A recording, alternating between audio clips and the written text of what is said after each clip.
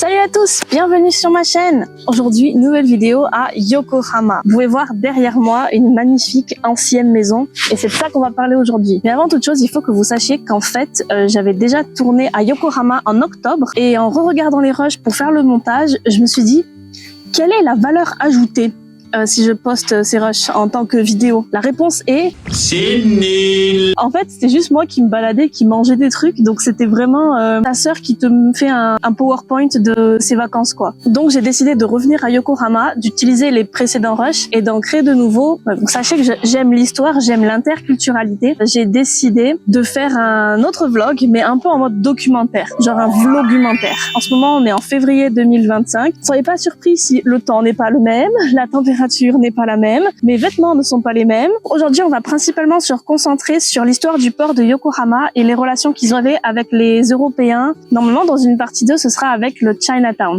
Donc j'espère que ça vous plaira. Tout de suite, on commence avec une petite présentation de Yokohama parce que je pense que beaucoup d'entre vous ne connaissent pas vraiment.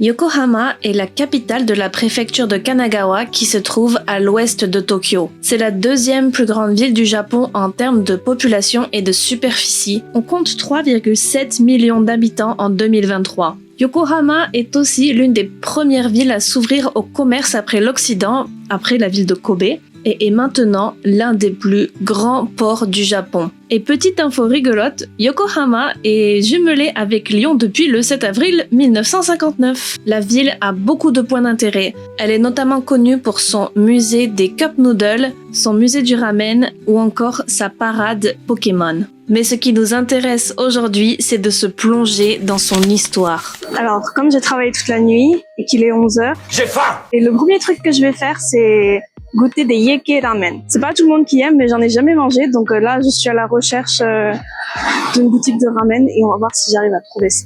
Le yeke ramen est né à Yokohama en 1974. En fait, c'est Yoshimura Minoru, le fondateur de la boutique de ramen Yoshimura, qui s'est dit « Tiens, et si on mélangerait pas les eaux de porc du Kyushu et la sauce soja de Tokyo ?» Et c'est ainsi que sont nés les yeke ramen, des ramen avec un bouillon aux os de porc et à la sauce soja.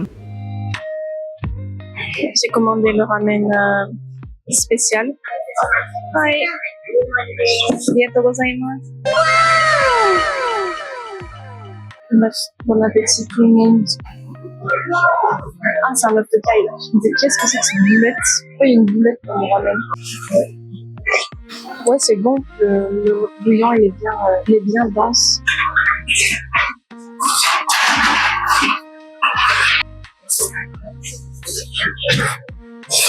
Je trouve pas que le goût soit si prononcé que ça par rapport à d'autres ramen que j'ai mangés. Je suis peut-être pas assez expert par ramen, mais bon, moi je vois pas trop la différence avec des ramen normaux, entre guillemets, genre les ramen de Tokyo. Je vois pas trop la différence.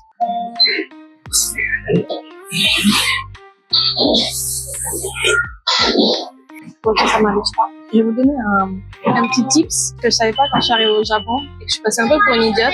La première fois que je suis allée manger des ramen avec un japonais, moi en tant que française, j'ai fini mon assiette. Quand vous mangez des ramen au Japon, ne finissez pas votre soupe. Ne finissez pas. En fait, la soupe souvent c'est très gras, il y a de l'huile, tout ça. Donc en fait, ce que les Japonais font, c'est qu'ils mangent les nouilles et les toppings et après ils redemandent des nouilles. Et après, en fait, ils laissent le reste du bouillon, le reste de la soupe et ils ne le boivent pas. Et du coup, la première fois que j'allais manger avec un Japonais, le mec il m'a regardé avec des yeux ronds.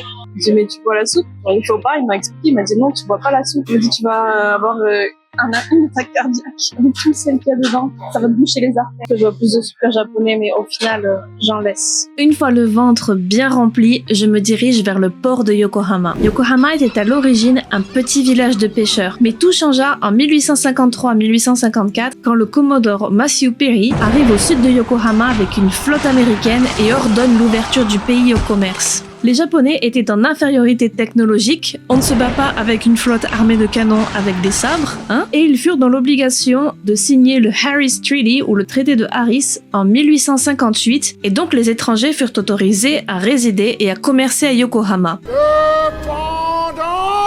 Le gouvernement souhaitait garder les étrangers à l'écart et les confiner dans des endroits particuliers. C'est pour ça que la ville cruciale de Kanagawa et le port de Yokohama furent ouverts le 2 juin 1859. Après la restauration de 1868, l'une des marchandises les plus demandées du Japon était la soie. Et c'est parti pour le musée de la soie. Alors, comme la soie c'était un produit d'export important à Yokohama, je me demande si c'était produit sur place, s'ils avaient des verres à soie ou pas. Allons voir ça. L'histoire de la sériculture au Japon est très riche et très longue, et elle a même des liens avec la famille impériale. En effet, c'est une tradition commencée il y a plus de 1000 ans. Des récits historiques disent que l'empereur Yuryaku recommanda à sa femme de commencer la sériculture. L'impératrice Shoken de l'ère Meiji renoue avec cette tradition millénaire en 1871 et crée la cocoonerie impériale de Momijiyama. Et depuis, la tradition continue. On peut voir ici l'impératrice Kojun s'occuper des cocons. Encore plus récemment, les impératrices Michiko et Masako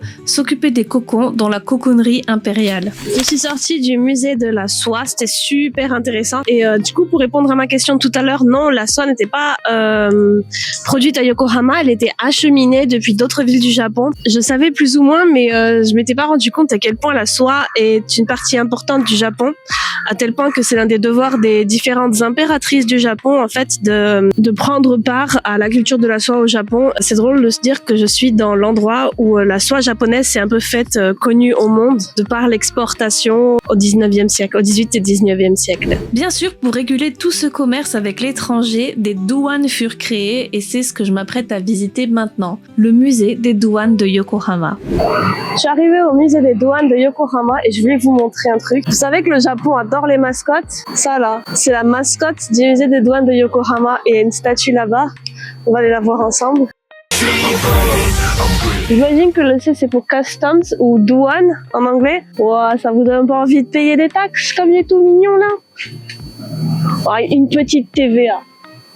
Ok, donc je suis dans le musée des douanes. Donc il s'appelle Custom-kun, genre douane en français.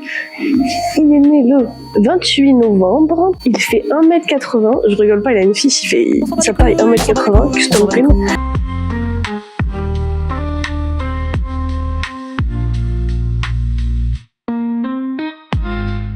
Vous voyez Custom-kun là dans la salle de conférence tout seul. Hello, darkness, my old friend. Donc là vous voyez marqué contrebande, poudre blanche, arme noire. Je ne vais pas vous faire un dessin sur à quoi ça fait référence. La poudre blanche, ça fait pas référence à la farine. Donc on va voir au-dessus on a les imports et au-dessous on a les exports. Donc comme je disais, la soie est un produit extrêmement important au Japon en termes d'exportation. Après il y a du thé, des voitures, des voitures, des voitures, des voitures, des voitures et des voitures. Quand je suis sortie du musée, il y a le monsieur de l'accueil, un petit papy qui m'a rattrapé. Il m'a dit attendez, merci pour prendre des photos et des vidéos de notre musée des douanes. Tenez, il m'a donné des pins. Il m'a donné des pins des douanes de Yokohama. J'ai des pins.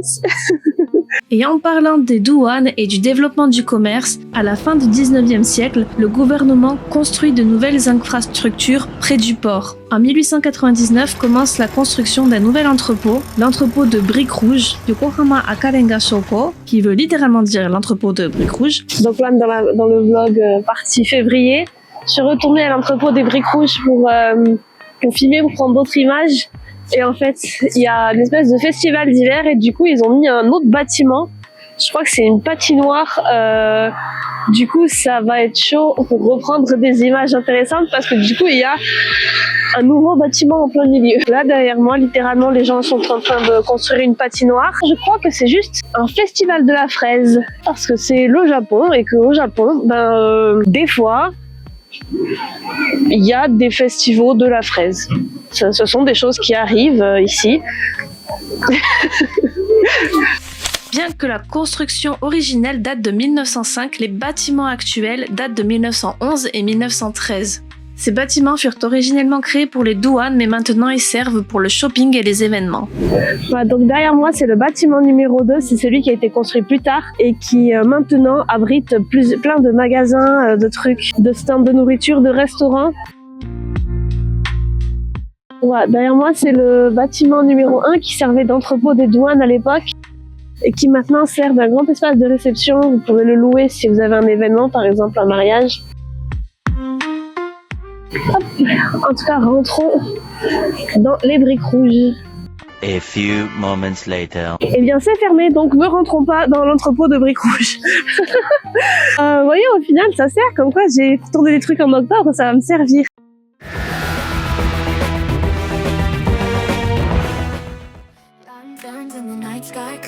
Drums beat but the steady flow. Sakura petals fall like snow. Together we will gaily go.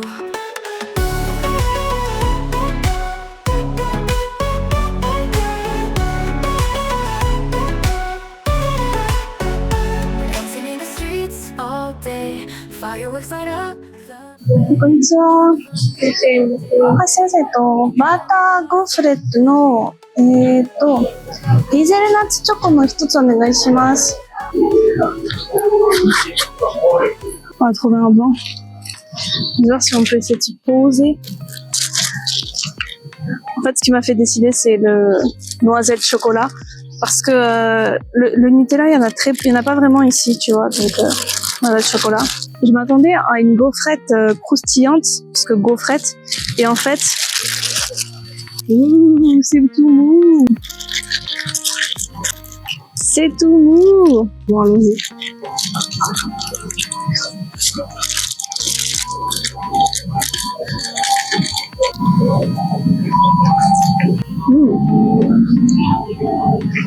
C'est très bon en fait. Il y a des petits morceaux de noisettes.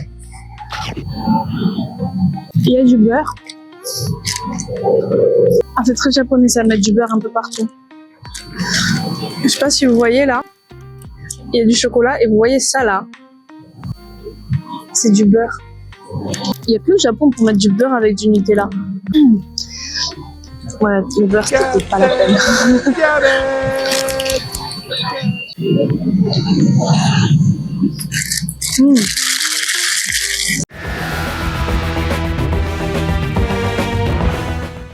C'est vraiment dommage que ce soit fermé parce que ça a l'air délicieux. Sauf ça, des pizzas fraises, bananes, chocolat. S'il y a des Italiens qui me regardent, je vous en prie, indignez-vous. Nous avons pizza fraise chocolat là. Ensuite ici on a pizza fraise gorgonzola. Fraise gorgonzola. Join the fun, don't delay. In Japan we laugh and play.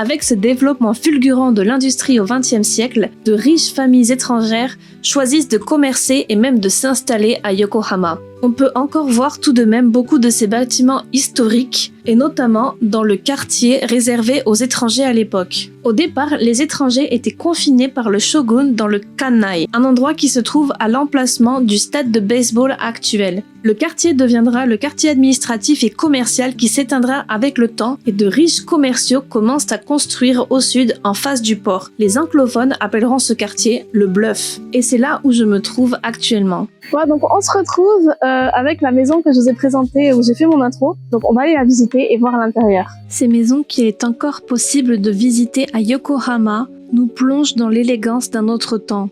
Mobilier occidental, salon de thé, piano, salle à manger luxueuse, on découvre le quotidien de ces marchands qui ont abandonné leur pays pour s'installer dans celui du soleil levant. On découvre leur quotidien entre tradition japonaise et mode de vie européen.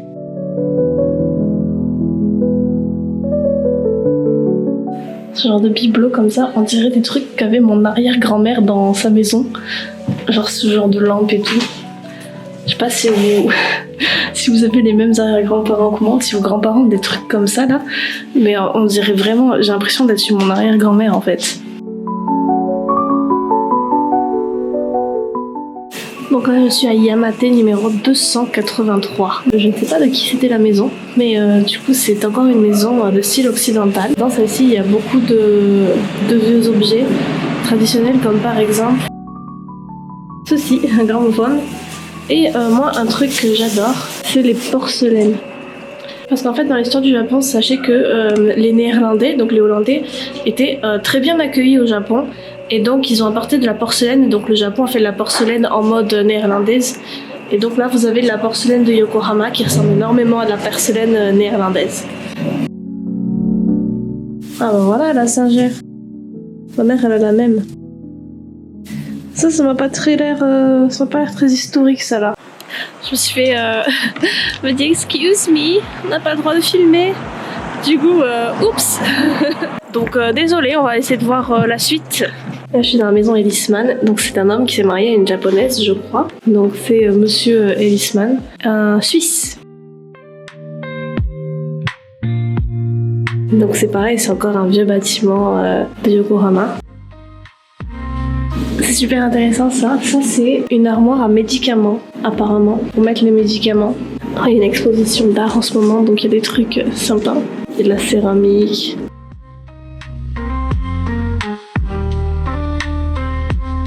Apparemment on peut l'utiliser mais j'ai personne à appeler. Mais apparemment il marche encore.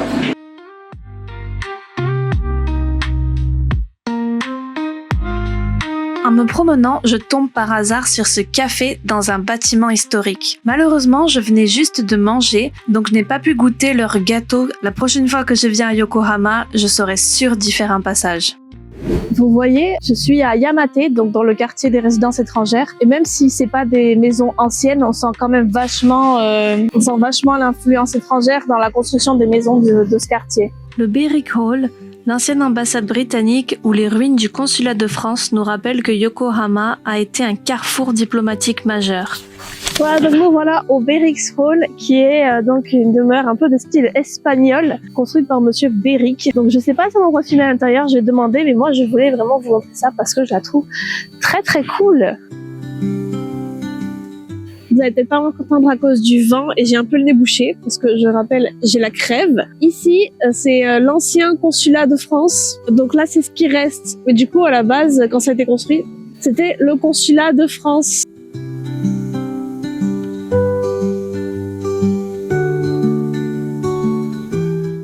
Là, je me trouve devant l'ancien consul d'Angleterre. Je sais pas si je vais pouvoir filmer à l'intérieur. Probablement pas, mais du coup, je vais quand même vous montrer l'extérieur pour ce tour des maisons européennes à Yokohama.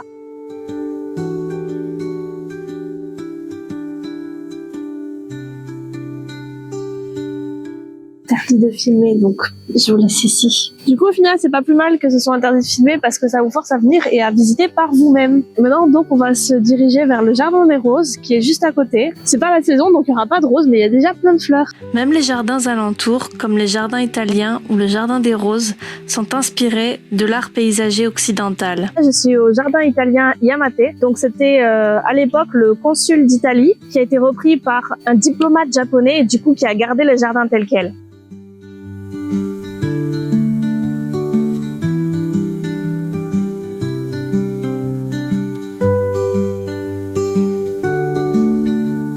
Bien évidemment, à l'époque, de nombreux occidentaux étaient chrétiens et il leur fallait donc des endroits de prière. C'est pour ça que de nombreuses églises furent construites sur le modèle européen et qu'une grande communauté chrétienne subsiste encore de nos jours à Yokohama. C'est ouf, on dirait une vieille église du Moyen-Âge, un truc comme ça. Je m'attendais pas du tout à voir ça ici. Les étrangers, les Européens ont débarqué dans les 1800, fin des années 1800. Je m'attendais pas à ce qu'ils reproduisent des trucs du Moyen-Âge. Je m'attendais à ce qu'ils essaient plus de reproduire un style donc du 19e siècle. Mais au final, ça fait très Moyen-Âge et c'est très très cool à voir. Alors je suis devant l'entrée de l'église du Sacré-Cœur de Yokohama et je vais pas filmer à l'intérieur parce que c'est un monument religieux. Et donc, je trouve que ça se fait pas. Si vous entendez beaucoup de bruit et beaucoup d'enfants à côté, c'est parce qu'il y a un jardin d'enfants juste à côté, une maternelle. Et du coup, je pense très fortement que c'est une maternelle chrétienne. Donc, je vais aller visiter l'église. Je vous dirai ce que j'en pense au retour. Donc, dans l'église, en fait, il n'y avait pas de signe genre interdit de filmer, interdit de prendre des photos.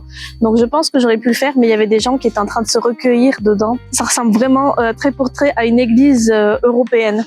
Des églises villages que j'ai visitées en France, c'est vraiment très très similaire. Vous pouvez voir même depuis dehors les vitraux Et il y a des vitraux aussi qui font référence à l'histoire de Yokohama, qui est une ville portuaire, donc avec des bateaux, des vagues. Et parmi ces étrangers, il y avait bien évidemment des Français. Et qui dit français dit pain. Où que l'on soit dans le monde, on ne peut pas vivre sans pain. Là, je me dirige actuellement vers l'une des plus vieilles boulangeries de Yokohama et qui a été ouverte à la base par un Anglais. Pour ceux qui savent, le pain au Japon, il est pas ouf, donc on verra ce que ça donne. En tant que Française, il faut que je juge de ce qu'il en est, évidemment. Et petite spécificité des boulangeries japonaises, comme vous pouvez le voir, les pains sont en libre service et on doit se servir d'un plateau et de pinces afin de prendre nos articles et ensuite on paye.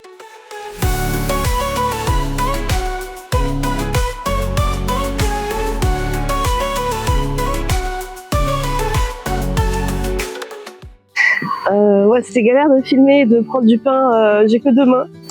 Je pense que j'ai pris une petite sélection un petit peu, malheureusement, comme je vais pas prendre genre une baguette. Alors, le premier truc que j'ai pris, c'est un pain au grain et au fromage.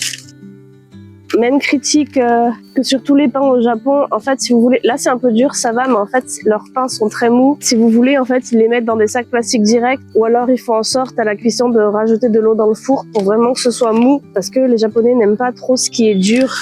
Après, j'ai pris une viennoise chocolat. Là, par contre, c'est craquant un petit peu, donc je sais pas trop comment ils s'y sont pris. Pourquoi la viennoise est craquante alors que c'est pas trop censé être ça, mais bref. Et enfin, un croissant, bien évidemment. C'est pour juger de comment ils font la pâte feuilletée.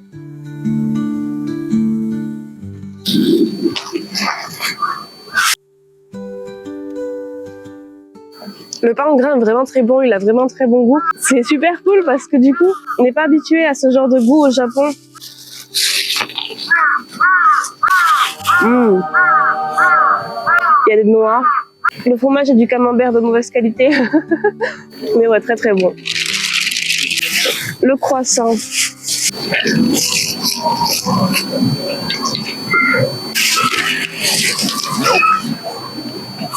On dirait les croissants pasquiers du supermarché. Ils doivent être congelés, je pense.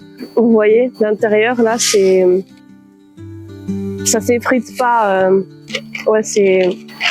Bah après, bon, avoir un très très bon croissant au Japon, c'est un peu mission impossible, donc je m'y attendais. On va voir si la viennoise va sauver cette dégustation.